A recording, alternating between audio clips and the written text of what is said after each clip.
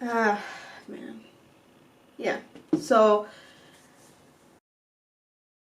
hello everybody. Man, this situation is just not working out, is it?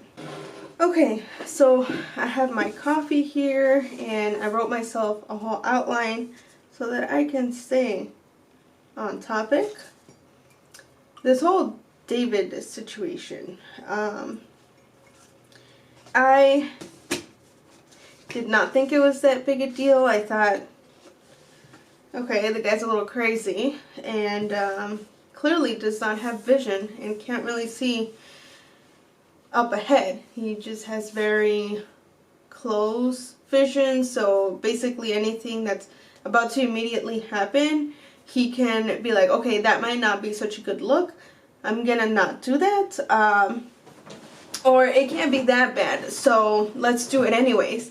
But I don't think he has long-term vision, and I don't think he thought anybody was gonna take Trisha seriously, and I don't think he thought that women were going to come forward and speak up about their experiences.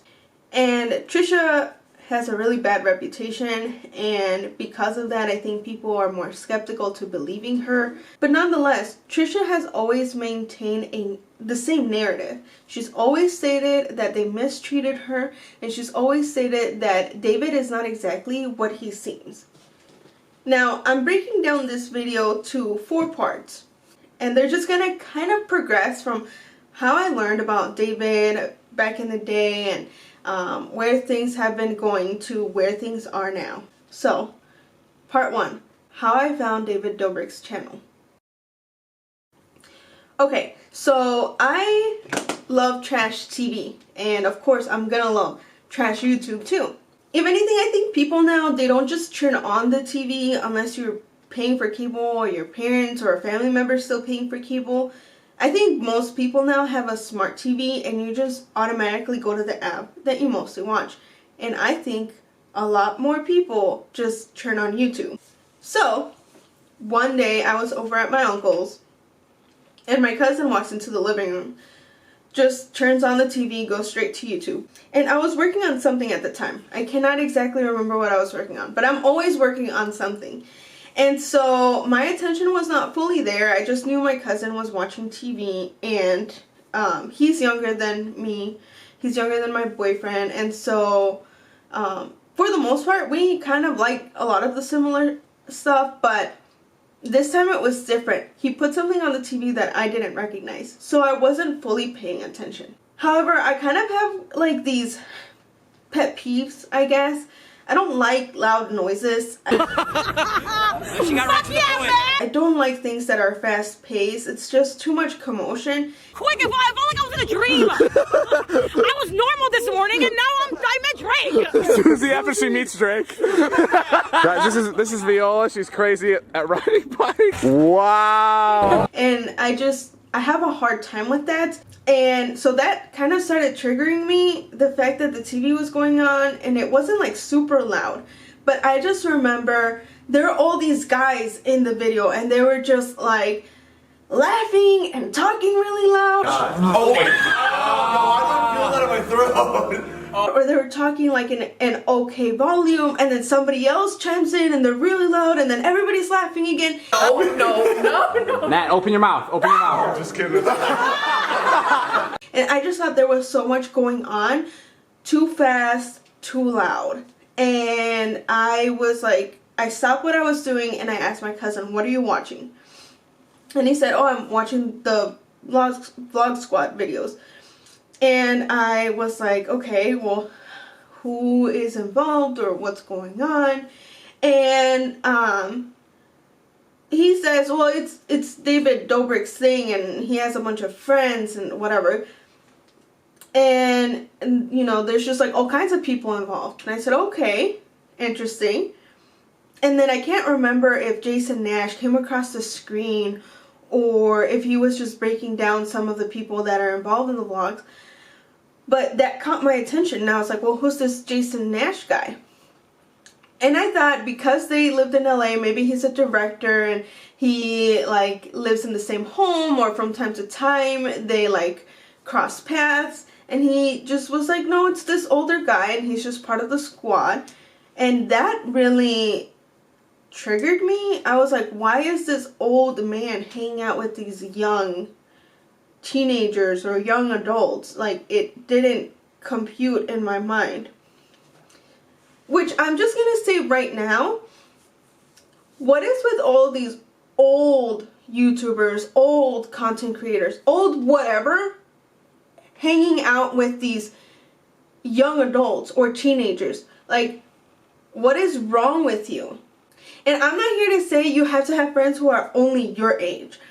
Or why can't you hang out with people your age? Like, no, I'm not that kind of person. But when you're hanging out with somebody that could be your child and you're not guiding them in the right direction and you just want to be their friends and you just want to be in their videos, like, there's something the matter there. And I'm not saying it's impossible.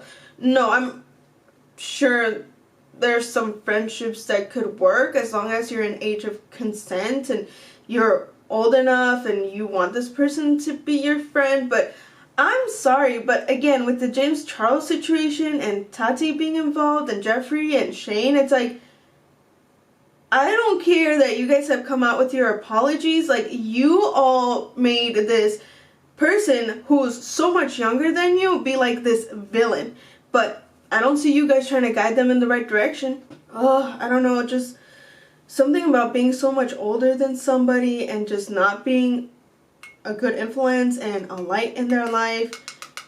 Like, there's something wrong with that. But I don't want to go on a tangent because there's so much to talk about. But that was basically like how I learned about David Dobrik and the fact that I was not into that type of content. And then I learned more about his channel as the relationship between Trisha Paytas and Jason Nash evolved. Trisha, I think if you don't have a love-hate relationship with her, you've been like either living under a rock or I don't know. But there's definitely moments where I have loved Trisha and I'm just like, I'm so glad she's broadcasting her mental health journey and stuff like that. And then there's times where she'll blow up and I'm like, oh no, honey. But whatever the case, Trisha's human. We're all human. David's human.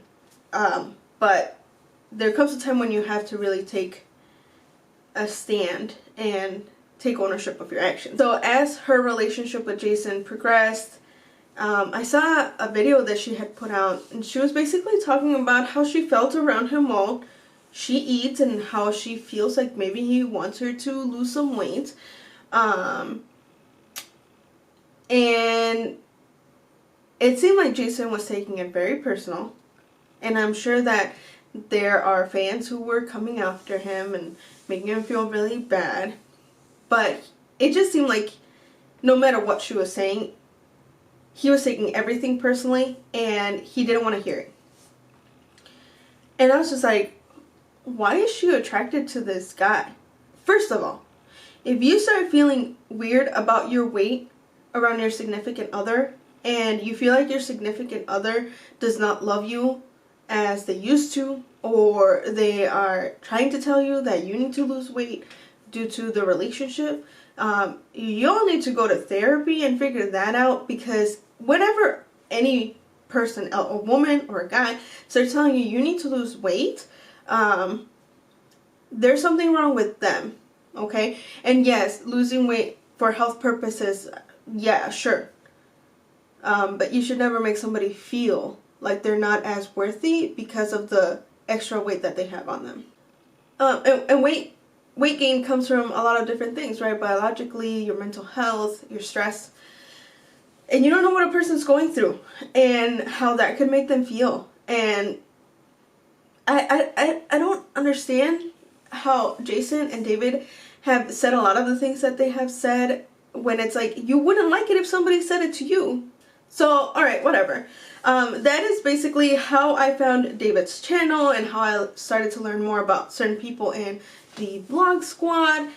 And yeah, let's move on to part 2, immigration status. So that is honestly the number one reason why I decided to really figure out more about this subject, because once Trump took over the presidency, and I say it like that because It was more like he was trying to take over than being in office, but whatever, that's another subject. People were making articles, people were making videos about David and how he's almost like this face, the poster boy of DACA. And I was like, really? Okay. I mean, maybe he has some redeeming qualities that I don't know about. Sure. And it's all good and dandy, but once I started to see a little problematic stuff, and even now, I'm just like, here's the thing, guys. And I know that Ethan and Ela have talked about immigration status in their vlogs, especially because she took the road to citizenship. When you're an immigrant, you are told when you cross those borders, when you are in this country, you had better be an A-list citizen of your community or you will be deported. That is basically the undertone of immigration. Okay, so let me tell you guys a story. When I was a younger girl and I lived with my parents, there were times when we would cross the border and, you know, we, let's say, stayed the weekend at my grandma's and we had to cross on Mondays because parents had to go to work, we had to go to school. And let me tell you, going through a Mexico to USA border, I don't care what people say and how there's no border, there's a border and it is scary. Okay, you could be detained for any reason and not be told why, just that you're suspicious. And it tends to be a lot more the innocent people that are put in these rooms because they were suspicious of you for no reason. Other things like, you know, we would cross not by foot but by car, and then all of a sudden, for again whatever reason, they're like, something seems a little fishy about your little family here. We're gonna have you go on over to that section and we will inspect your vehicle, and we need to tell you that we can tear your car apart because we're suspicious, and if we don't find anything, you're free to go. Obviously, otherwise you're not. But you cannot sue the government. We are entitled to do this, and you will not be given any money to fix up your car if need be.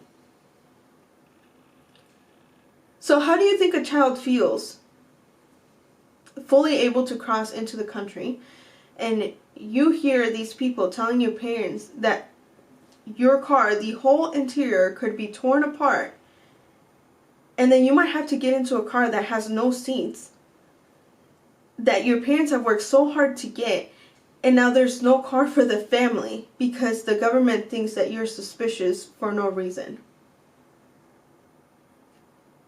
So needless to say, I knew I had to be in good behavior always because my status could be taken from me.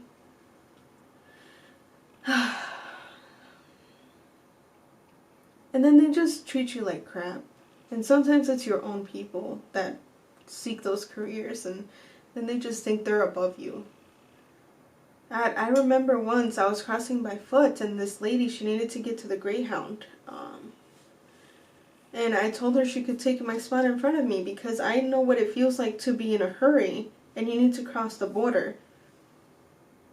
Well, the Border Patrol agent told her, "What do you think you're doing? I say you cross when I say you cross." And I told him, "Hey, I gave her my spot. She can go in front of me. I have no issues." And he said, "And what about all the other people behind you? Did you ask them?" No. So if I say she's not crossing, she's not crossing. And I was with somebody else and they told me, "Don't fight them on this. Just let it go. Or you'll be next." So, yeah, USA immigration's, okay.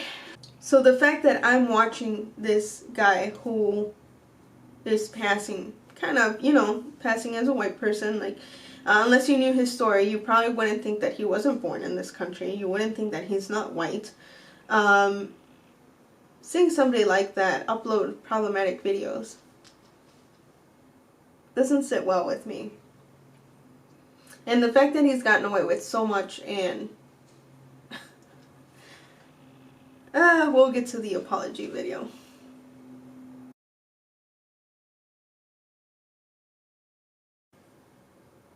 Consent is very important. It doesn't matter your gender. It doesn't matter how you identify yourself, I should say. Man, this topic just gives me chills. It makes me feel uncomfortable. Like,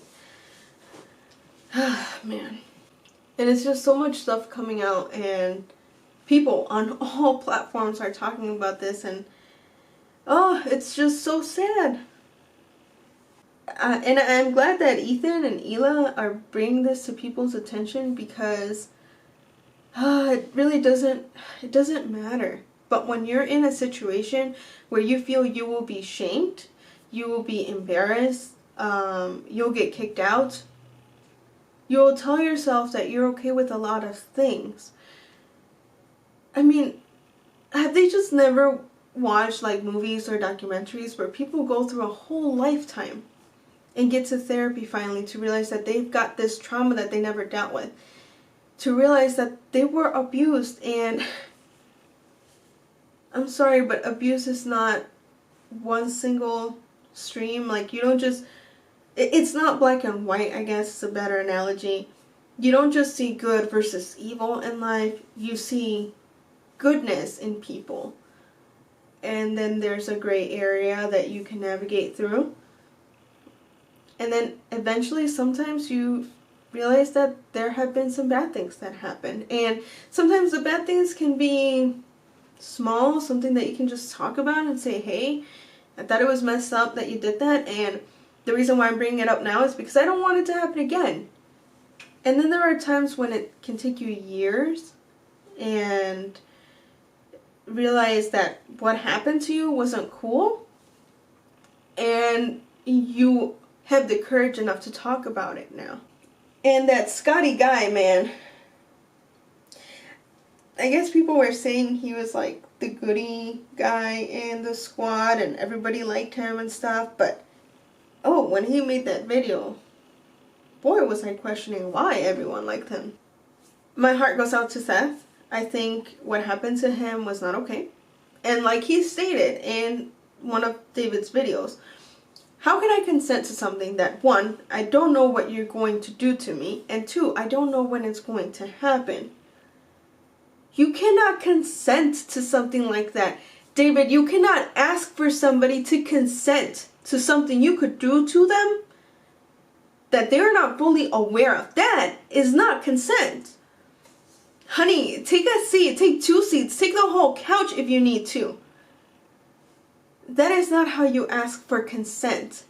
What you guys did to those girls is horrible.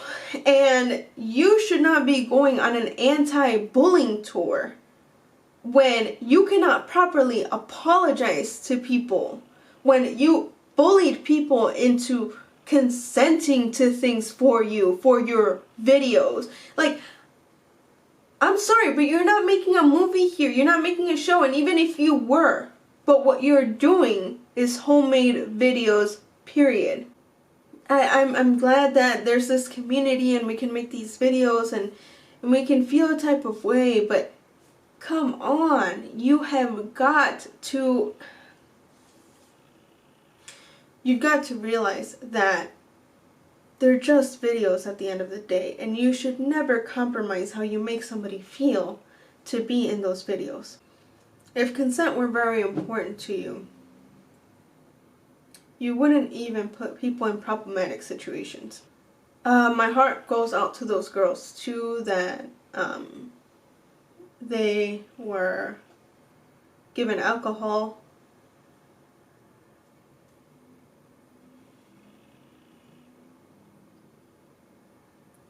There's this trend on TikTok going around called the 97%. I don't know how true it is. If it truly is 97%, it seems very, very high. But I do believe that it's a majority of women that will suffer some sort of assault by men. And when people say that women can't run a country, and when it comes from women who say that, I don't understand.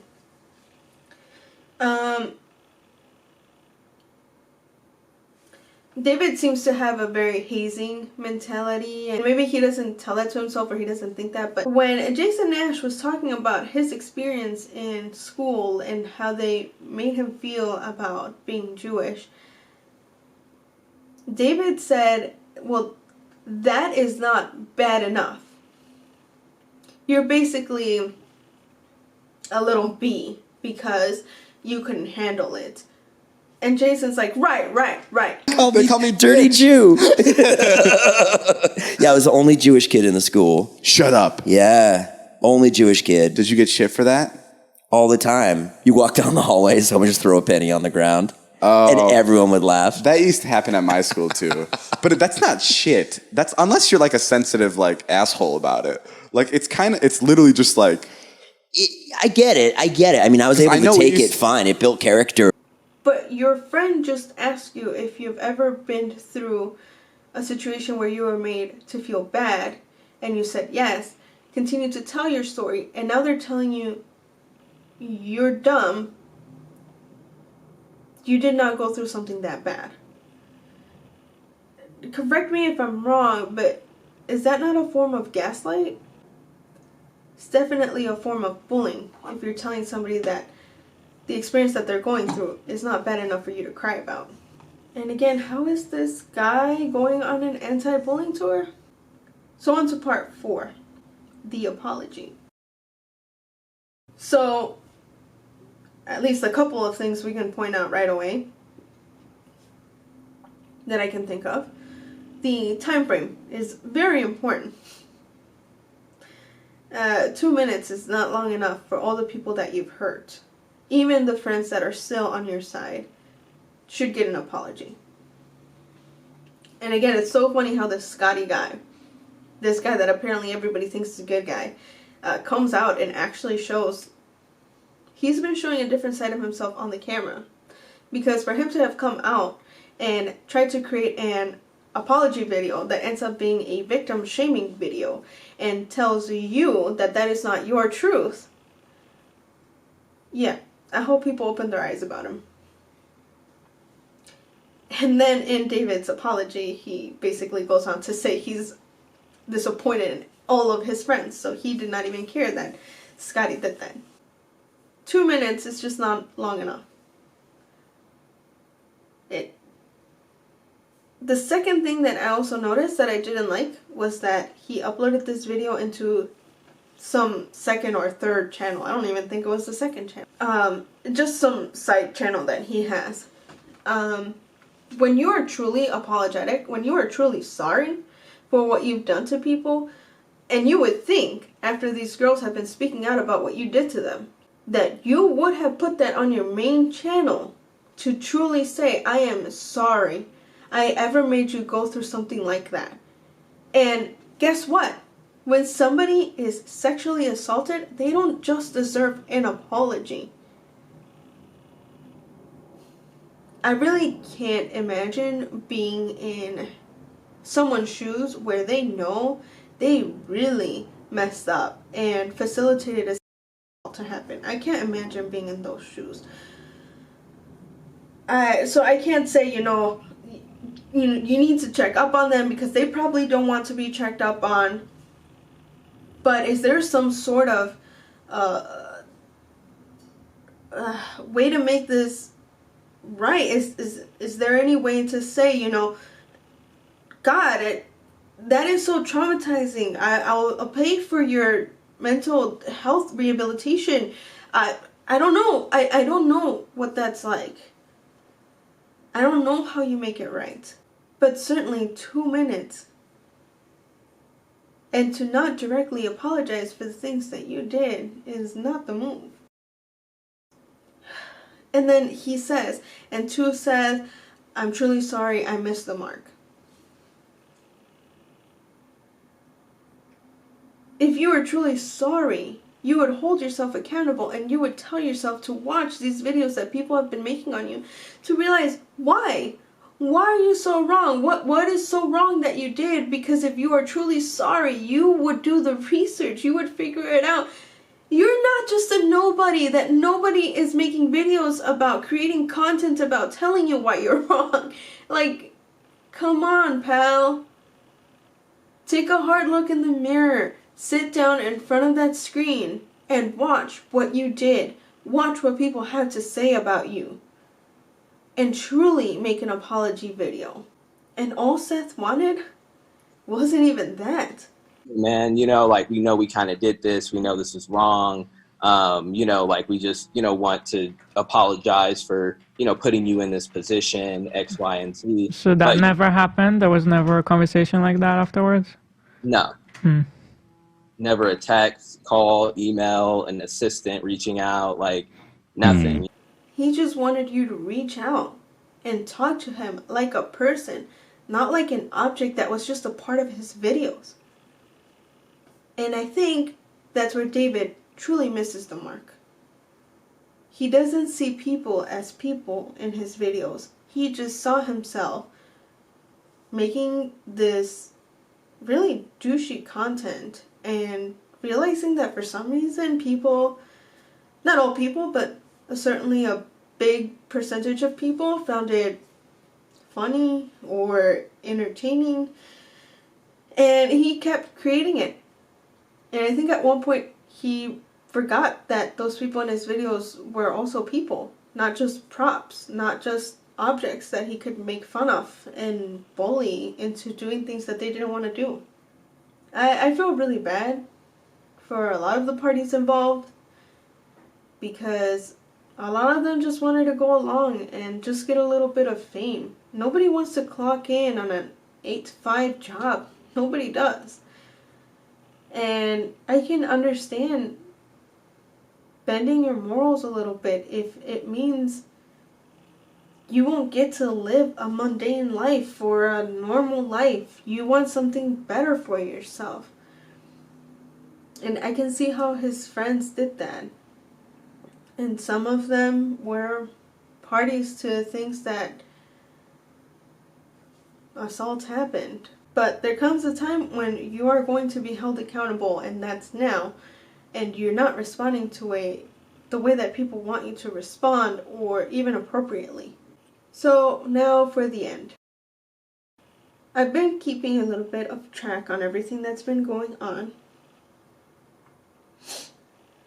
And all sorts of medias now are really taking this seriously. And at first, when this was all happening and it was gaining some traction, some were still looking the other way. And I think the time is coming now where people are like, okay, we've done effed up. Yeah, we're gonna have to start dropping this guy. And I really like, there's a line in a Vulture article about David. I believe it was released between today and yesterday. And it says, some say David Dobrik is at the peak of his career. But what happens when you reach the top? Well, there's only one way back down. And it's sad. I think David really could have been something for a lot of communities. And I think he could have been truly a face of DACA and for the immigration community. And it's sad because he was a really young guy and he really could have done something great with his life. And just like a lot of big time celebrities, this could still get shoved under the rug. And yeah, maybe he'll go through like a small deplatforming, but some celebrities rise back up to the top, and it's not until late in their life that people decide to do something about it. And I'm not asking for David to be canceled, but I do think that the limelight should be shifted to better YouTube creators. These big companies are going to want to hire YouTubers and these normal life content creators for their marketing and their products. watch their videos. I mean, why are people just hiring these YouTubers without really knowing what their content is about? Because it just really, really paints a bad picture for other people. It basically sets the example that, yeah, you can create really bad content, but as long as your subscriber count is really high, who cares? Go do these douchey things. Nobody cares. But there are people that care. And there are people who are affected by this. And their lives will be changed forever. So companies should be looking into these individuals and really figure out who they're hiring for their products. Another article saying Angel City distances itself from blogger David Dobrik. Forbes companies are dropping YouTuber David Dobrik amid Vlog Squad R-word allegations. So it really seems that between just the last couple of days and with people really uploading more content about this, it's really finally starting to gain traction. And all I think would be a good way to learn from this and move forward is David is going to have to come back on the platform and say everything that he did wrong and what he's actually sorry about, and then take a break. Take a long break. You've got money flowing in from other stuff that I'm sure people are still paying you for, but take a break. Take a long break, just like Shane did, just like other content creators have done. Because this platform is already hard enough to be on with all these guidelines that we have to follow, how we have to censor ourselves. And to have people just get away with this stuff is, it's so wrong. So that's just my take on it. I thought as an immigrant I could speak up about it and share a bit of my story. And I'm just yikesing over here because it's just not a good situation. And like I said, this platform is already hard to be on, so